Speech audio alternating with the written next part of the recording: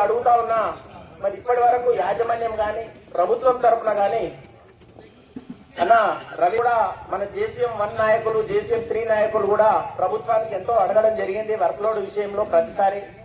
కానీ ఎన్ని అడిగినా మరి ఇప్పటి వరకు ఒక సానుకూల దృక్పథం అనేది కనబడలేదు. కాబట్టి ఈ NPS తర్వాత మన పోరాటము తప్పకుండా ఐక్య కార్యాచరణ ఏర్పడి అన్ని యూనియన్లు అసోసియేషన్లతో ఒక ఐక్య కార్యాచరణ ఏర్పడి పెద్ద ఎత్తున పోరాడి మనం సాధించుకోవాల్సిన అవసరం ఉంది. గతంలో కూడా గత 15 సంవత్సరాలు 20 సంవత్సరాల క్రితం వర్క్లోడ్ సమస్య వచ్చినప్పుడు UPA ప్రభుత్వం టైంలో కూడా మన యూనియన్ అసోసియేషన్ నాయకులు మన యూనియన్ నాయకులు పోరాడి సాధించుకున్న చరిత్ర ఉన్నది. అలాగే సోదరులారా, మన ప్రభుత్వ రంగ సంస్థలు ఈ రోజు నిర్వీర్యమైపోయి ఒకవైపు ఇట్లా జరుగుతుంటే అసలు దేశానికి వెన్నుమోకలైనటువంటి కార్మిక వర్గానికి 2004 సంవత్సరం నుంచి కొత్త పెన్షన్ స్కీమ్ అమలు చేసి ఈ రోజు తీవ్రమైనటువంటి నష్టానికి గురి చేసింది అప్పటి అటల్ బిహారీ వాజ్పేయి ప్రభుత్వం. మరి అది అమల్లోకి వచ్చి తీరా ఇప్పుడు రిజల్ట్ వచ్చేసరికి ఒక్కొక్క కార్మికునికి 5,000, 6,000, 7,000 అనే దారుణమైన పరిస్థితికి వెళ్ళిపోయింది. ఒక ప్రభుత్వాలు ఇప్పుడు మామూలుగా బయట ఉచితంగానే 4,000 పెన్షన్స్ ఇస్తున్న పరిస్థితి. మరి 30 ఏళ్లు కష్టపడి 20 ఏళ్లు కష్టపడి జీవితాంతం కుటుంబం పోషణ కోసం మరి అత్యల్పమైనటువంటి పెన్షన్ తీసుకొని చాలా ఇబ్బందులు పడతా ఉన్నారు. వారికి మన కేంద్ర నాయకత్వం గాని ADF గాని అన్ని యూనియన్ నాయకులు కూడా టేకప్ చేశారు. చాలా సంతోషం. ఇది తీవ్రమైన ఉధృతంగా మరింత పోరాడి న్యూ పెన్షన్ స్కీమ్ వచ్చే వరకు తప్పకుండా అందరం కలిసికట్టుగా పోరాడాలి. జూనియర్ సోదరులందరికీ మేము అందరం అండగా ఉంటామని చెప్పేసి సవినయంగా మనవి చేసుకుంటూ, అలాగే గతంలో మన ప్రగతిశీల శక్తులు దేశంలో ప్రగతిశీల శక్తులు బాగా చురుకుగా ఉన్నప్పుడు, వామపక్షాలు చురుకుగా ఉన్నప్పుడు UPA గవర్నమెంట్ లో ఎలాంటి రిజల్ట్స్ వచ్చినాయో మనందరికీ తెలుసు. బ్రహ్మాండమైన కొత్త కొత్త చట్టాలు వచ్చినాయి. RTA యాక్ట్ వచ్చింది, పనికిహార పథకం వచ్చింది. కార్మికులకు హక్కులకు భంగం కలిగించే ఏ చర్యను 10 సంవత్సరాల పాటు ముందుకు పోనీయకుండా అడ్డుపడి మరి కార్మికుల ప్రయోజనాల కోసం పోరాడినప్పుడు.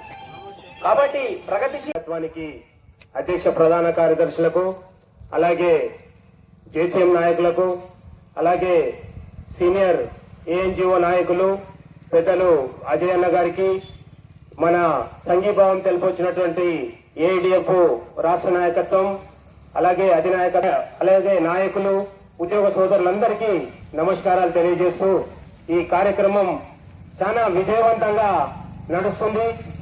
ఎట్లా అనిపిస్తుందంటే పొద్దున్న నుంచి వాట్సాప్ గ్రూపులలో కానీ ఇక్కడ చూస్తుంటే ఎర్ర జెండా నాయకత్వం ఎంత బలంగా ఉందో ఈ రోజు పొద్దున్న నుంచి చూస్తున్నటువంటి సందర్భం. అసలు ఏమైందంటే ఈ దేశంలో కమ్యూనిస్టులు బలహీన పడడమే మన కార్మిక లోకానికి ఒక చెడ్డ దినాలు. ఏలైతే ఒక 100 మంది కమ్యూనిస్ట్ నాయకులే ఇలా ఎంపీలుగా ఉండుంటే ఇలా కాంగ్రెస్ గాని BJP గాని ఇంకొకటి గాని ఈ చట్టసభలల్లా ఇలాంటి దుర్మార్గమైన చట్టాలు తీసుకొచ్చి మన మీద రుద్ది మనను అబాసుపాలు చేయాల్సిన అవసరం ఉండేది కాదు.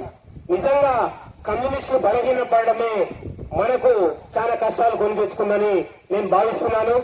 అలాగే NPS విషయంలో ఖచ్చితంగా అరే ఉద్యోగం చేస్తున్నాం, మనకేం కావాలి, మళ్ళీ వెళ్ళిపోయేటప్పుడు రోజువారీ ఖర్చులు పిల్లల ఖర్చులు పెట్టుకున్న తర్వాత భార్య పిల్లలు బతకాలంటే ఒక పెన్షన్ అనేది ముఖ్యం.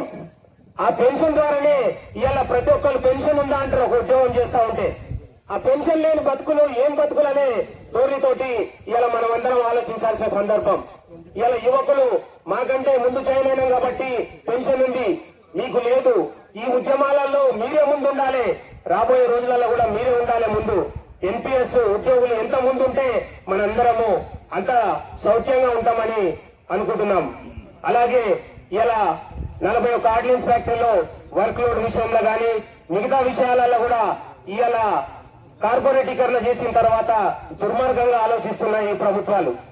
ఈ 41 ఆర్డినెన్స్ ఫ్యాక్టరీలు అధోగతి పాలు చేయనికే, ఈ భూకబ్జా పాల్పడనికే ఈ ప్రభుత్వాలు చేస్తున్నాయని మనం అందరం భావిస్తున్నాం.